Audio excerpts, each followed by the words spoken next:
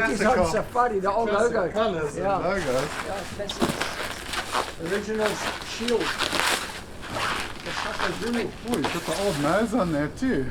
Yeah, little beetle on there. Oh, there's still puya on here. Oh, you went for a swallow too. Yeah, swallows are good for J-Bay. 6'3", 21.783, 45.5 litres. Is that the right thing for you? Yeah, 45. I mean, my shortboard's 42, 40. Oh, well, okay. So let's go and see, do it. Go and rip it. Rip it and see. Good under the arm, eh? That's a single for nogal. Yeah, that was shingles. Yo, how's this? Okay. There's a chance that it turns on. But we've had 4 days of no waves, so there are waves out there. No idea how single's gonna go. It's really probably not ideal. But the spider looks tasty. Got the maishies to make the fin for it.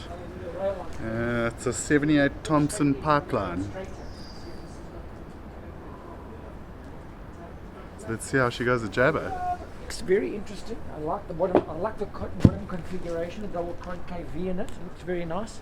It's got the Shaun Tompson pipeline. The proof's in the pudding here. Here's the captain. There's the pilot. Let's see what he can do. Pipeline special. Yeah. The prawn. The prawn. Shaun Tompson. Play around with that and see. Yeah. You have way more experience. Even a half an inch will make a huge difference, eh? The right spot. Okay, we're gonna get it now. I mean, no one better actually to set up your single fin than Mr. Glenn Darcy. I mean, come on. He was riding these boards out here back in the day. There we go. Let's just try it there and see. Okay. Look, it's a single missile. It's based off of boards that Spider was making like back in the 70s for Mike Thompson and Shaun Tompson and a couple of other guys. Pretty similar, he said, to what he was making for the guys back then for J-Bay. They started with the wing to pin, and then they went to the swallow for supers because the swallow bites better. So big concave, bites. I mean, looking at the board, I can see it's a Spider almost instantly. It's a very like safari board. Love the color, love the nice chunk up front, and amped to see how it goes. You don't ever want to say you expected something from someone, but that's what I expected from Spider. So I'm amped. I want to give it a go. I think it's going to fly.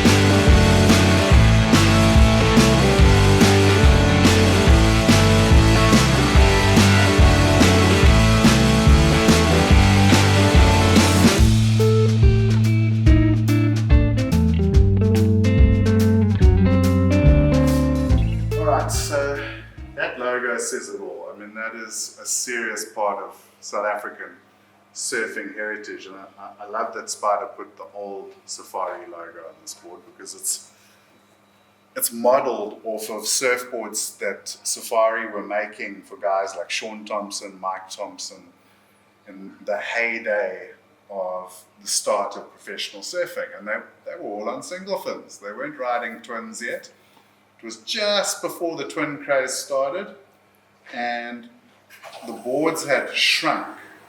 It was the first time in history that guys were going like down to 6'4", 6'2", 6'0", and for me, my first taste of single fins were some really short, little stubby, single wing singles made by Spider from the 70s that we had in the Rolling Retro collection. And I fell in love with one which was a Power Surfer. It still had the old Power Surfer label, and it was a little 6'0". It was a bit small for me, but I had a lot of fun. I surfed Airlines, I surfed Dune, I surfed all over on this board. So whenever I see Spider, I talk about that board, and we've narrowed it down to, he thinks it was one of Mike Thompson's boards that he took to Hawaii and actually brought back. So when we were talking singles, we both wanted Spider to do a tribute to those boards, and a modern single shortboard. If you look on the top deck, I mean, you've got this little wing, and into this nice, clean little swallowtail. And then as you move up front, it's got the classic beak nose of the era. See that like little beak there? And it maintains its volume all the way through to like here, which means that when you're lying up front on this board, it paddles like a dream, and you get a really early entry into the waves. Spider is in love with concaves and double concaves. He's having a long-term affair with them. A shortboard earlier this year he made for me had one of the craziest double concaves that went up to about here. This board, though, a little bit more traditional. The concave probably ends around here in the middle, and it's stronger here than it is on the fins. So it'll channel that water through. A lot of edge after the wing, from the wing, still a bit of edge there, and then softens out. The first time I surfed it, I think I had the fin a bit too far forward at super. Okay, it was also onshore, like pretty heavy supers, and it was testy conditions for a double concave single fin board. Then at Seals, I pushed the fin right back, and the Maishas had a Shaun Tompson pipe model back fin, and all of a sudden it felt a lot more responsive. I did some pretty big carves on it, but what I did notice is that as soon as I carved too deep and went into the white water and the dirty water, it would just get stuck. And that's a trend I'm picking up with all the singles. The single fin does not like dirty water. It does not like going into the white water zone. It wants to be out on the face in the clean water, and it wants to have a bit of wall. And Spider was also telling me that the missiles, you've got to surf rail to rail. It's not a board that you put flat on the face, because it'll get a bit skittish, and I definitely felt that. You want to, almost like a snowboard, you want to go from rail to rail to rail to rail. You never let it flatten out. And if you can do that, it's got some really nice drive. And when you do push on the rail, whether off the bottom or off the top, it's very responsive. And I mean, Jonty and Ian were even saying, after seeing me surf this at Seals, they were like, dude, singles suit you. Like, you surf singles really well. And I was like, oh, I'm just sort of figuring them out. But thanks for the compliment. But I think this notion that singles are not high performance is not true. Like, you know, like if you get the right board and the right conditions, it can be very high performance. But what you have to understand is there's a reason surfing and pro surfing moved away from the singles to the twins. I mean, the jump from the single to the twin must have been a mind-blowing experience for them, just for acceleration. And then when the thruster came in, that acceleration with control. And where I say you go into dirty water with this and you have problems, the thruster doesn't have those problems. It can handle that dirty water because there's so much more control.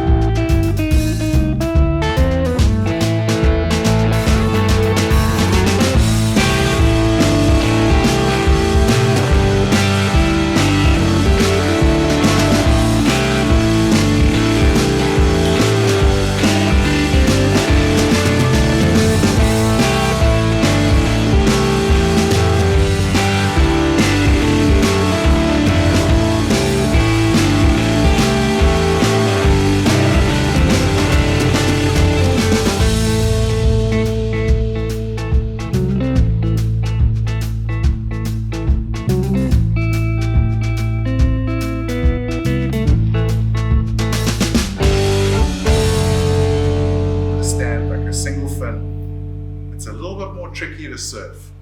Like, they are a bit more tricky, but you can have a hell of a good time. And this board specifically has taught me in 3 sessions a lot about my own surfing. And that's another great reason you should get on one of these boards, is that they teach you about your surfing, because they will show up your flaws really, really quickly. So I really love this board. I mean, it's beautiful. And in the finishing, he went with the classic red and yellow, which also just harks back to that heyday of the 70s when Shaun Tompson and all of those guys were riding these boards. And I'm pretty in love with it, actually. I'm not sure I'll be able to get rid of this one. This one might have to stay in the collection because it's a work of art, and it's nostalgic. It like brings back those memories of that heyday. So super stoked on it, and I highly recommend. I think everyone should try a proper shortboard single at some time in their surfing life. So try something new with something old.